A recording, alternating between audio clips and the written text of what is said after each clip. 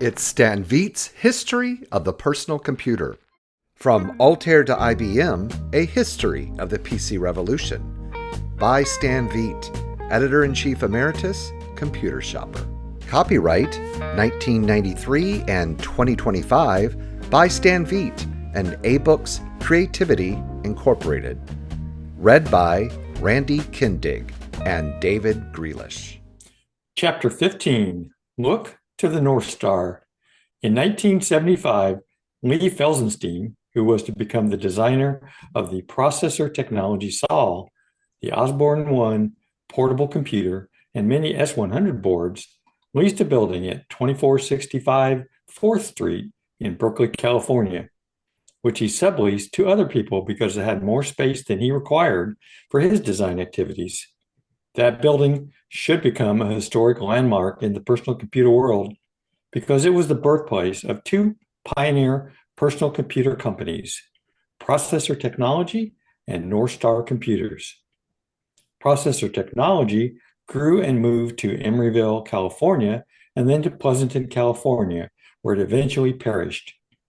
Northstar grew up in Berkeley and then moved to San Leandro, where it lasted until the onslaught of the IBM PC and clones. In 1976, a computer store with the unlikely name of Kentucky Fried Computers, a computer in every pot, opened at 2465 4th Street in Berkeley to sell computers at discount prices. However, the retail part of the business soon gave way to S100 board manufacturing efforts when Charles Grant and Mark L. Goldberg, the founders, designed a floating point math board. The name had been designed to attract people, and it eventually attracted the attention of KFC Chicken Corporation, who insisted that it be changed under threat of lawsuit. The name became Northstar Computers, and the hardware floating point board became the foundation of a successful computer manufacturing business. The Northstar floating point math board did just about the same thing that a math coprocessor chip does for today's computers. It could add, subtract, and divide 50 times as fast as a normal 8080 CPU or a Z80 CPU. There was a need for such a number cruncher because of the slow clock rates, memory access time, and software in use at that time. Because the Microsoft BASIC in general use did not support operations with a math board, Northstar had to supply a special version of BASIC that worked with the board. This math board caught the attention of the computer users and launched the Northstar Computer Company. It also started their tradition of supplying software with their hardware products. The hardware floating point math board had a limited market since it cost $359 in kit form, and not all computers had a need for ultra-fast calculation. The next Northstar product had a more universal appeal to S100 computer users. Everyone wanted a floppy disk system because the audio cassette recorder had serious defects as a data storage device. And there is also an image on this page of two Northstar Advantages, it looks like. And the text below says, the Northstar Advantage series were integrated desktop computers with good graphics. They had 64K RAM, a Z80A running at 4 MHz, and 2 floppy drives built in. Even the more expensive tape recorders were not really precision devices because they did not have to be. If a few notes of music were lost, it was hardly noticed. But a few bad bits of data resulted in an aborted load or defective program. The cassette interface boards required constant adjustment to keep them working. The most annoying thing about using cassette tapes was that they are serial in nature, and you have to go through the entire tape to get to the file you want. Often, two recorders had to be used for complex programs, one to hold the program and the other to hold the data file. Because of these problems, everyone who used a personal computer wanted a floppy disk. The problem with floppy disks was the high cost. In 1976, only 8-inch drives were available, and they were expensive.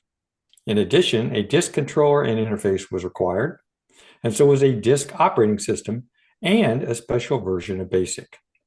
By the time a user had added up the cost of the complete disk system, he had spent at least twice the cost of his entire computer system. When Shugart Associates developed the 5.25-inch Mini-Floppy, it seemed to be the answer to the high cost of disk storage. Now all that was required was a low-cost controller, interface board, and software. A company called ICOM was one of the first to supply this, but their system was still priced too high, and their disk operating system was not too good. The Northstar partners sensed an opportunity and designed a low-cost S100 controller for the Mini-Floppy. Then they wrote a simple operating system that took very little disk space because the first Mini-Floppies only held 80K of data. They also wrote a simplified disk BASIC to run on their system. Northstar packaged the whole thing as a kit and started selling it to hobbyists. The demand ran far ahead of the supply of drives, power transformers, and cases for the next 2 years. This never stopped the hobbyists. They were willing to run their Northstar disk uncased or with a makeshift power supply. The next chapter in the saga took place in New York City and Hoboken, New Jersey. Many personal computer users in the New York metropolitan area ran the Northstar disk system. However, they were not satisfied with the simple Northstar operating system, which only allowed files to be identified by 2 alphabetic letters. The Northstar disk owners wanted to be able to run CP/M, just as the disk owners who had 8-inch drives. All serious software and a huge collection of public domain software was available on 8-inch disks under CP/M, but not under Northstar DOS. One reason for this was a small amount of storage space on the Mini-Floppies. When double density was developed for 5.25-inch drives, Northstar adopted it as fast as they could get new drives. With 160K on a disk, they could run larger programs, and CP/M became a possibility. If only someone could write the CP/M interface software. Bob Radcliffe, owner of the Hoboken Computer Works retail store, had given this problem some thought and decided that it was solvable by changing the Northstar Mini-Floppy disk system to run CP/M. He didn't have time to write the necessary software, but he encouraged a young man named Larry Alkoff, who hung around his store, to do the work. Alkoff, a wealthy young man, was deeply interested in computers, and he did not rely on employment to sustain him. Bob Radcliffe interested him in the task and offered to help whenever needed. Larry went to work, first learning both the Northstar DOS and CP/M. After a lot of work and many false starts, a series of software patches written by Alkoff let the Northstar disk system run the CP/M operating system and to format 5.25-inch disks in CP/M format. At first, Alkoff only sold his patch software to hobbyists who already owned CP/M and Northstar drives, and they were able to run CP/M, transferring the software from 8-inch drives to the double-density 5.25-inch units. Word of this rapidly spread throughout the computer hobbyist clubs, and a lot of patch disks were sold. However, this was just scratching the surface. It took quite a bit of experience to use the Alkoff patches and modify CP/M to run on Northstars. It was no job for a tyro, and this limited sales. At this point, Tony Gold of the CP/M users group entered the picture. Gold had been distributing copies of CP/M public domain software on an exchange basis, or by sale to those who had no programs to contribute. He saw the Alkoff CP/M patches for Northstar as an opening that would vastly increase the sale of CP/M. He therefore proposed that he and Alkoff go into business as a distributor of CP/M software.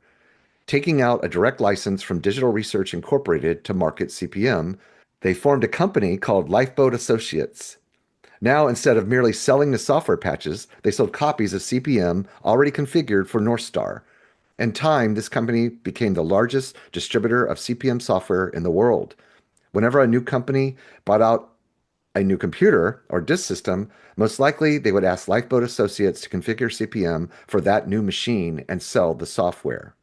Although it was a side issue, Northstar also became involved in a lawsuit with Processor Technology. Processor Tech had been promising its users a powerful BASIC both for cassettes and for disks. It had not been able to supply it because it had no in-house programming ability. All the software it supplied had been written by outside contractors. For some reason, Processor Tech did not want to jump on the Microsoft BASIC bandwagon, so it went to Grant and Goldberg of Northstar. They had developed their own BASIC for the floating point math board, and processor technology gave them a contract to write the required software. The Northstar partners did write an excellent BASIC and completed the contract. They also sold rights to the language to Polymorphic Systems and the Digital Group of Denver, following the example of Microsoft. At this, processor technology sued them, claiming they had the exclusive right to the software. After a lengthy trial, Northstar won the case.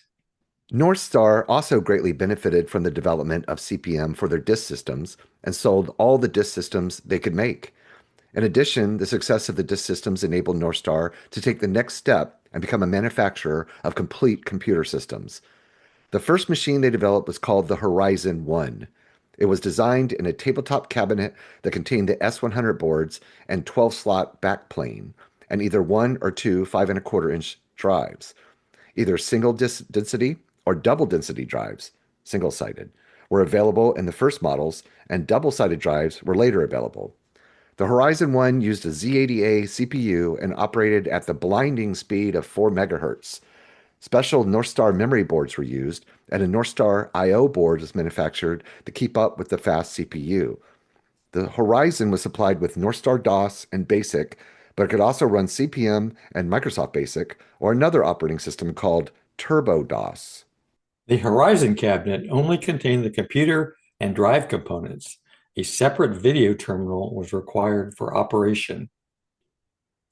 There is an image here that it looks like of a hard disk system. It says hard disk systems of the early personal computer area were huge physically, but provided little storage space. This monster, with 14-inch platters, only had a capacity of 18 megabytes. The unit on top is a tape backup. Continuing with the text, the 64K Horizon sold for about $3,000. When the quad density floppy drives came out, the Horizon 2 was built, and later the Horizon 8/16, which could support 2 users, had 128K of RAM and a 15 megabyte hard disk, in addition to the quad density floppy. This was the last of the mark and sold for $5,400 without the required terminal. While they were produced, the Horizon computers had the reputation of being extremely reliable computers and very fast for their day. They were considered just below Krememco in price and quality.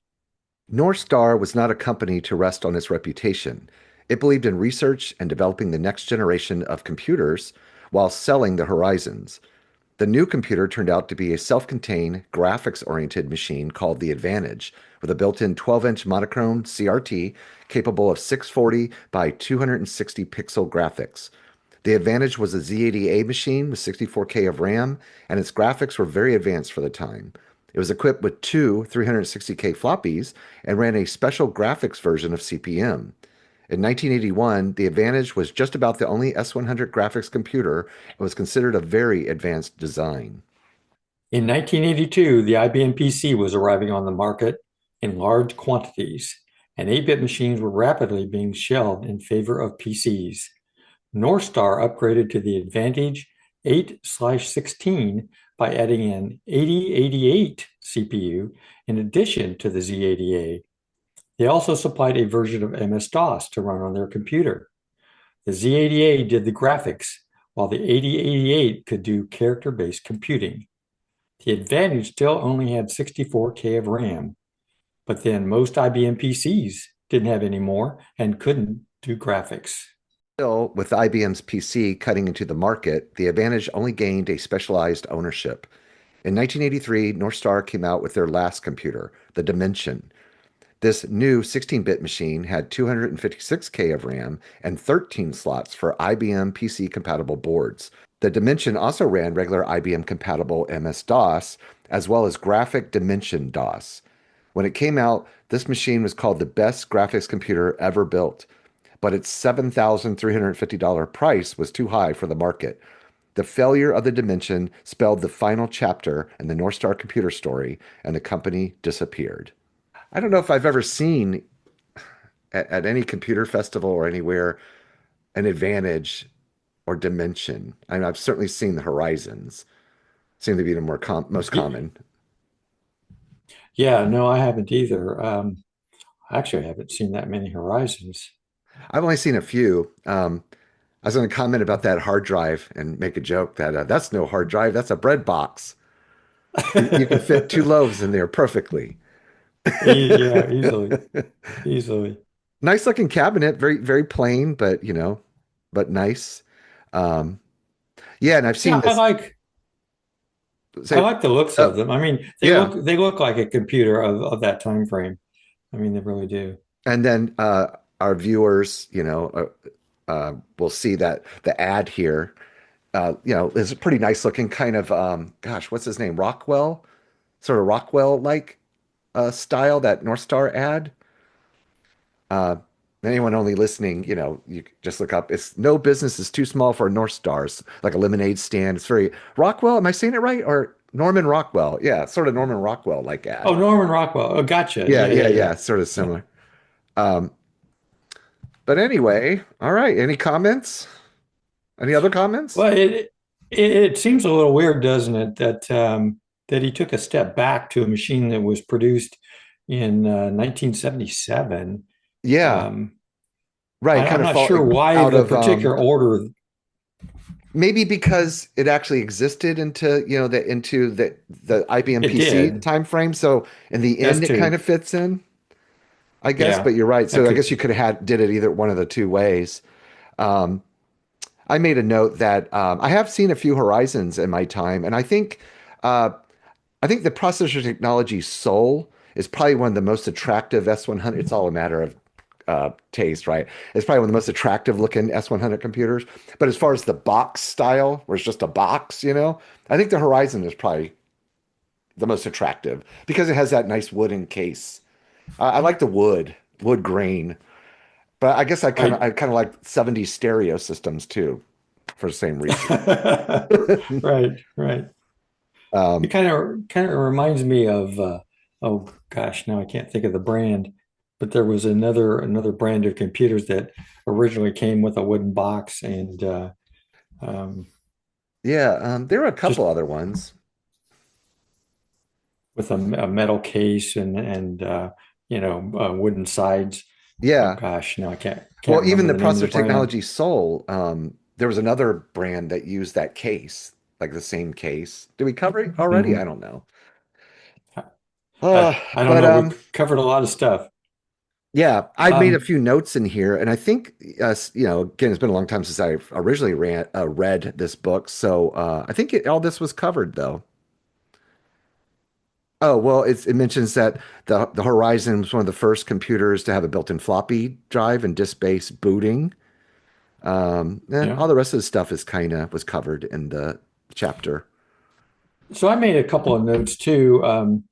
This is one of the early machines I've not covered on floppy days. I guess at the time that I was covering 1977, this is not a computer that came to my mind as one of the key machines. But obviously, Stan thought it was, worth a chapter. So Hmm. it it was in 1977. I thought that was interesting. Not considered one of the Trinity. Trinity, of the PET and TRS-80 Model 1 and the Apple II, which all also came out in 1977. Yeah. But But I think probably because it because of clearly the wasn't a sales, consumer targeted computer, it right? was still, It was too leaning pricey, into the hobbyists, early hobbyists and early adopters and engineers and programmers and all that kind right? of stuff. Right. I did find a nice video interview of the Northstar Horizon. If you want to go take a look at it and see how to operate it and Yeah, just take that's a really look at the nice. machine. And if you want to buy one today, they're pretty expensive. From what I saw, they're probably going to cost you $1,000 if they're in working condition, $1,000 and up to get one of these machines. Unless you're in the greater So Silicon Valley area, it seems like they can always still come up with cheap stuff that's probably, yeah. still hanging out in closets and everything. Right. Right. Yeah, to find any kind of S100 in good working order on eBay anyway, they're at least $1,000, pretty much. Oh yeah, that's And true. locally, you might That's get one true. cheaper if you're lucky enough to stumble on one. So that'll be in the show notes, and I just found I'm going to put the Wikipedia article, which is interesting, and then also another resource, and it has some good pictures at s100computers.com. And that's just a fantastic resource in general for all things S100 computers, Altair compatible, if you will. And Very good. yeah, and with that, I guess what's our next chapter? Let me bring the book up. Our next, Do you have it up already? yeah, I I do, closed it. but the Osborne Skyrocket. Oh, wow. That'll So be now we talk about interesting. Osborne. Yeah. That one's probably about the same length as this one because it only has one picture. Wow. So, the Osborne story is, kind of covered. It used to be anyway. It's getting so dated now, but it was really covered in business analysis articles and, schools and other stuff. So that should be very interesting. Yes. So, Definitely should be. okay. So we'll see everybody back for that one. Okay. See ya.